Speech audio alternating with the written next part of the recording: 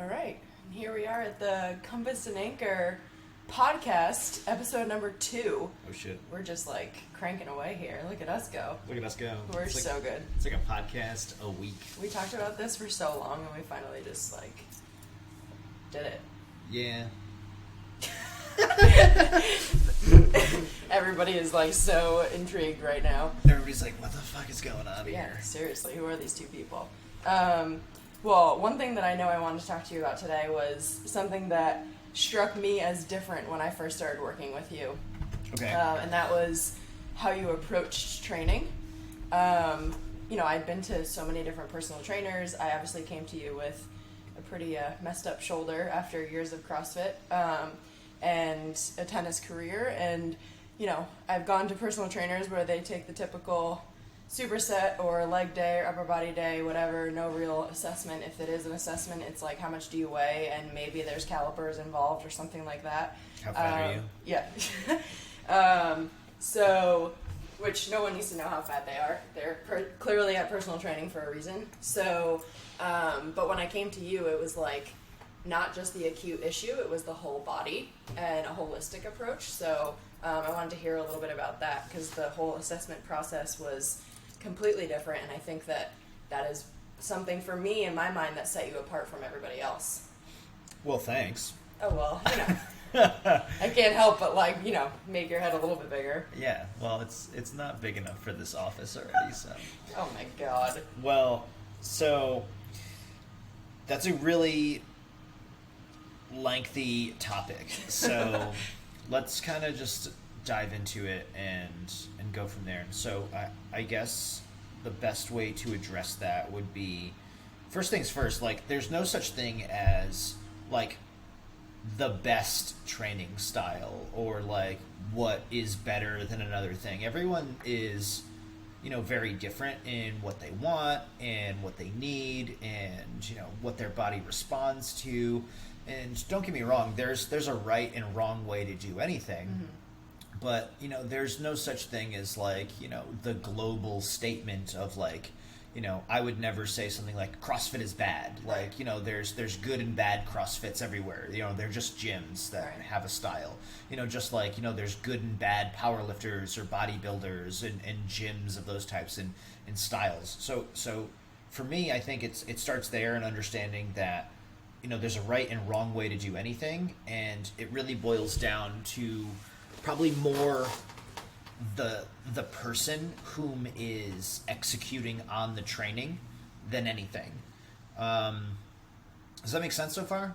Yeah, I can relate it to coaching CrossFit. I used to coach CrossFit, and I always said it was related to who your coaches were and not the box. It was how safety cautious are your coaches and how educated are they, because I've seen a lot of athletes who can muscle up anything and then get hurt versus learning. It took me a year to become a coach because of how specific and cautious my coaches were and understanding scaling options and looking at the body and strengths and weaknesses and where people were either pulling or pushing from to be able to adjust from there. So I came into you with that knowledge and knowing that there is a discrepancy there.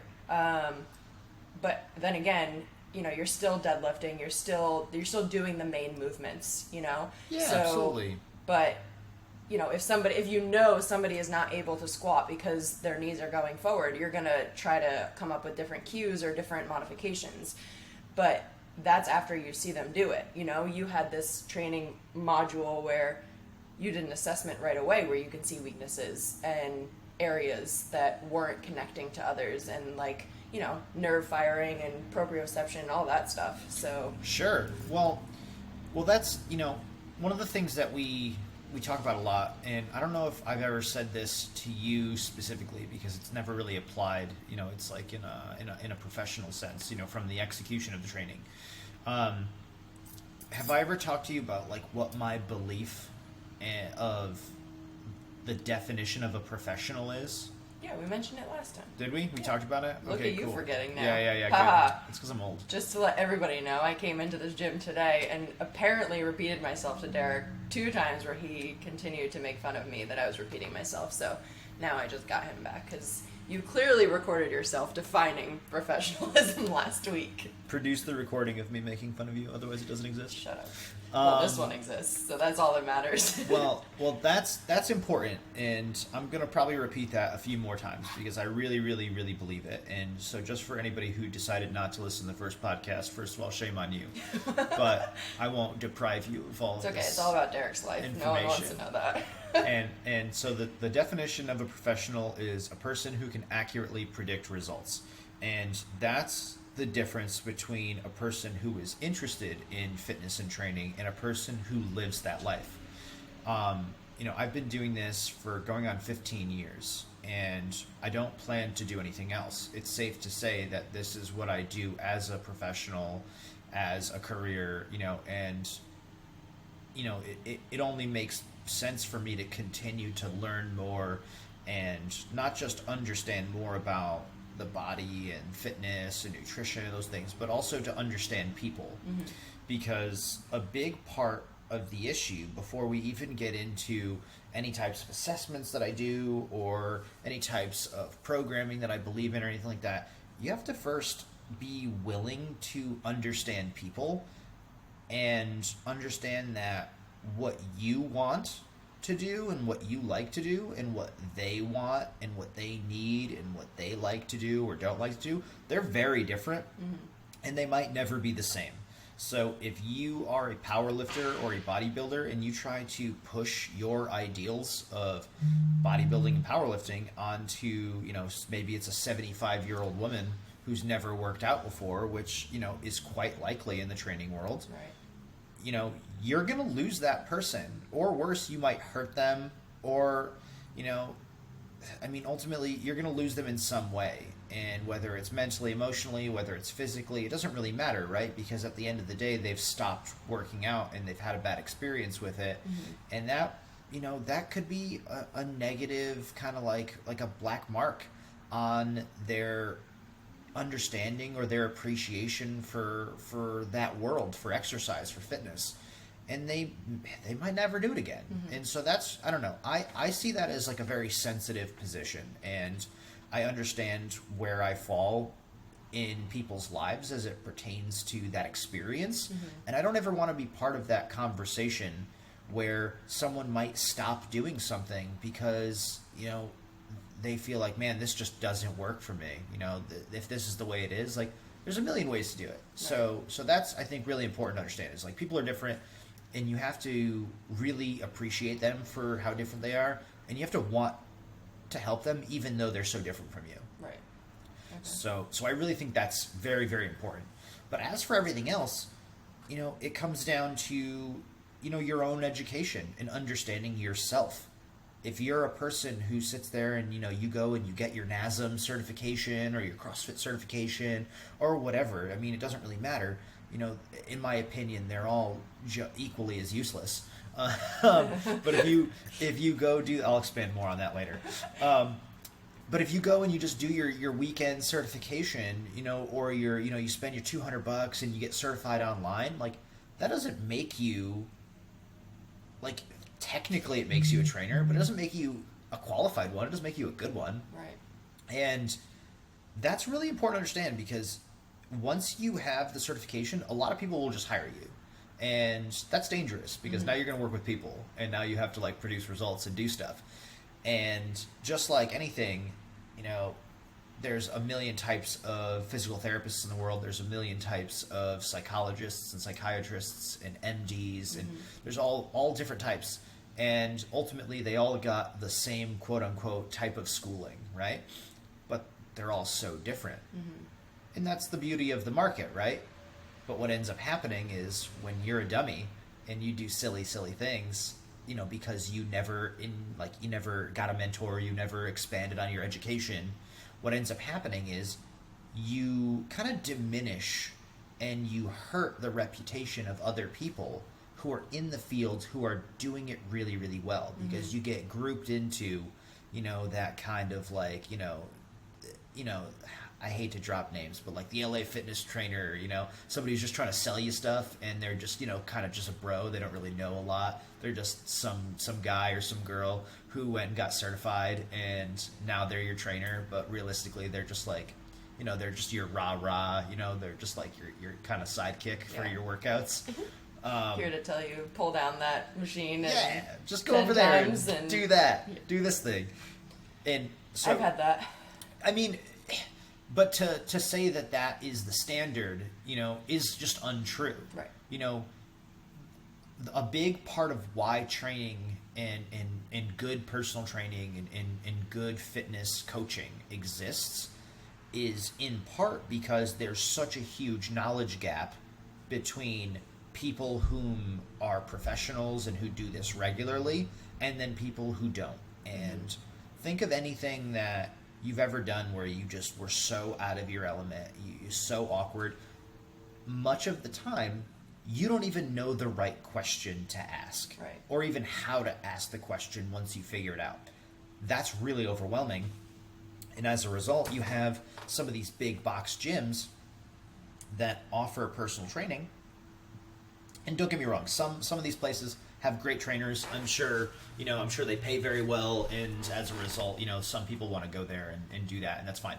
But what ends up happening is you go there, and it's hard to tell who's who and what's what, and they offer it, and you're this person who has no idea, no preconceptions on what you should be doing or what you should be asking or who you should be working with or why you should be working with them. And we all get grouped together that way. So that's really hard. And I don't blame people for doing that, because having a bad experience is very, very easy, especially in the training world, because the barrier to entry to become a trainer is quite low. Right. It's very, very easy to become a trainer. Right. It's very hard to stick around and be a good one.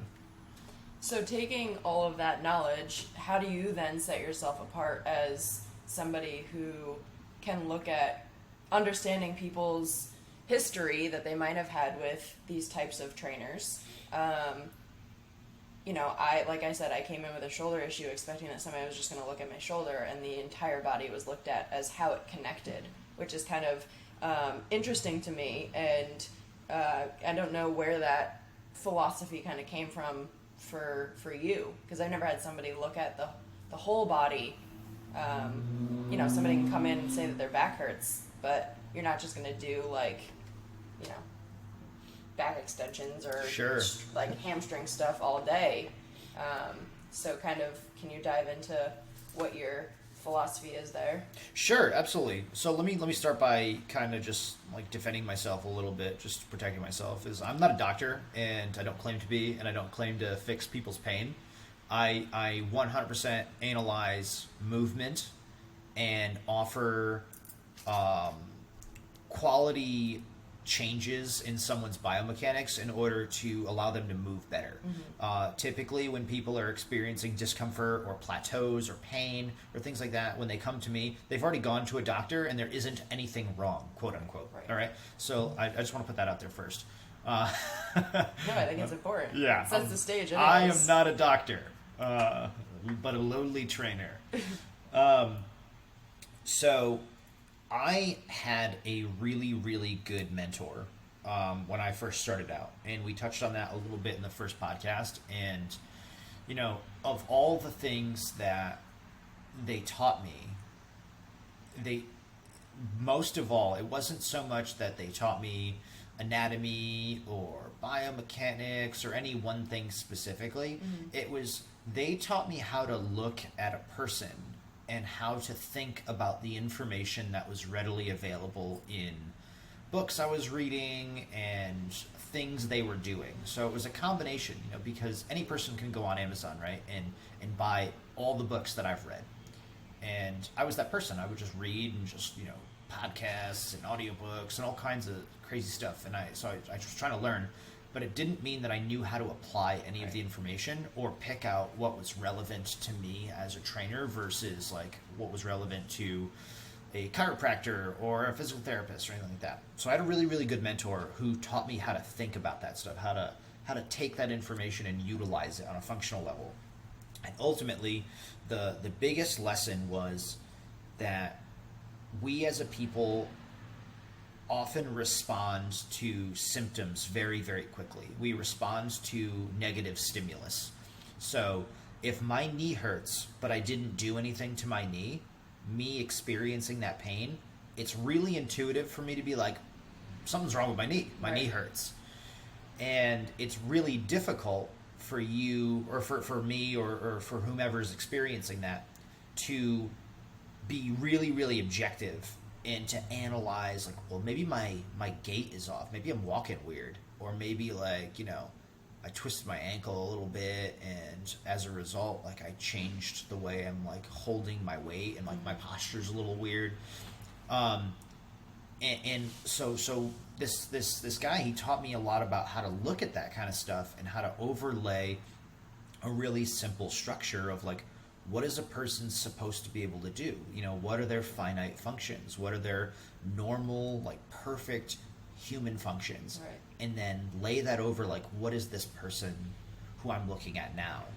And when you do that and you apply, your understanding of the nervous system and, just overall biomechanics and just kind of straight anatomy and physiology, bones and, where muscles and things tie in together and how they interact with one another, it becomes really, really clear, and you start to understand, wow, there's a way that a person is supposed to move, and everything in the body influences another part of the body in some fashion, in one way or the other.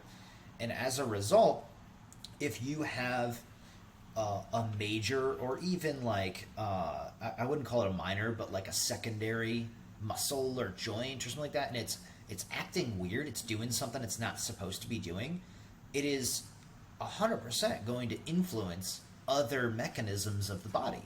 And so maybe the knee is the point of reference for this person, that they're like, yeah, this is what's being affected the most. Mm-hmm. But most of the time, it's just the way that they experience their environment. And, a lot of times when people's knees are bothering them, it's because their feet are messed up or their ankles are really stiff and they don't have their full range of motion that's necessary. And, the fact is, people are living a lot longer than they ever did before, right? And as a result, they experience the environment for much longer periods of time. And as a result of that, postural deviations, start to show themselves, much, much more. Yeah.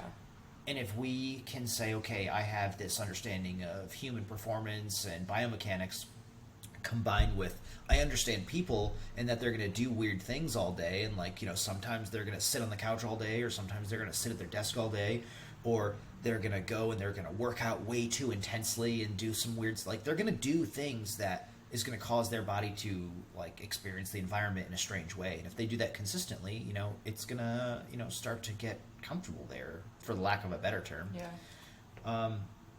And understanding that is the first step. Understanding how the body experiences its environment and what it gets used to and how quickly it gets used to a thing, that's the absolute first step. So as far as like an analysis goes, I have a couple of things that I like to do from a proprioceptive level and see how the body wants to move, just normally. And then I obviously have a bunch of like different tests that I have as like a quote unquote like a standard. Yeah. But almost nobody ever, gets the standard, right?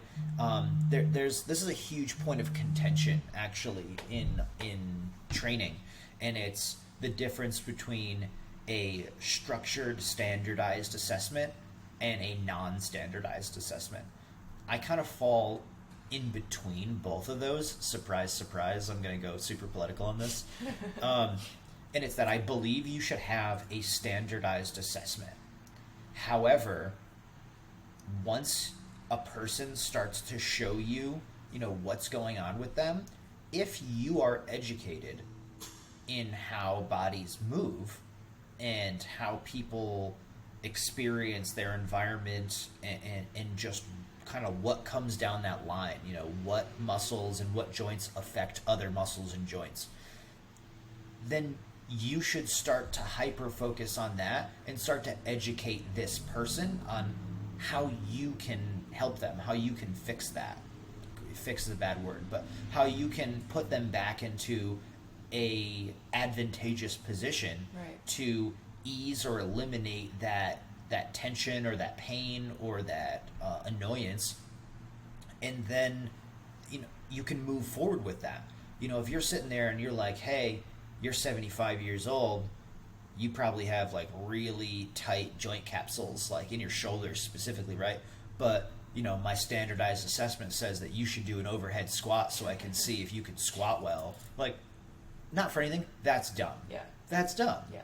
And I I have really strong opinions on that, because you have to use your better judgment. And this is the same reason why I feel certain times you need to abandon your programming and you need to just go on the fly. You need to change and give the person what they need at that moment, for that day. And it's the same as the assessment. If you have this strict standardized thing, you're going to waste a lot of time. You're going to build in a lot of fluff, which is garbage. Nobody cares about it. And you're just doing it for the sake of doing it. That's very robotic to me. I don't know. You also might make the person either the same or worse with what they're coming in with you with. I think the worst thing you can do in personal training is, there's really two things. One is obviously you could hurt them, right? That's like the worst possible thing. But the second thing is you can waste their time, right? Because let's face it, like as trainers, we have a lot of competing factors in order to get the best case scenario. We have to compete with time. Mm-hmm. We have to, like, in the actual session itself, right? We have to compete with how the person is coming in, because we didn't control their entire day. We don't know what they did all day, all week. Yeah. They could have had no water and no food. Like, plans are going to change now. Right. How long they've committed to work with us for. The plan is heavily influenced on how much time we have to, affect the desired result. And then also just that person's mental state. Who are they as a person? A lot of times when I work with people, they hate working out. Right. They hate exercise. But they're there because, myself or my team can get them to a place where it's manageable. It's fun enough.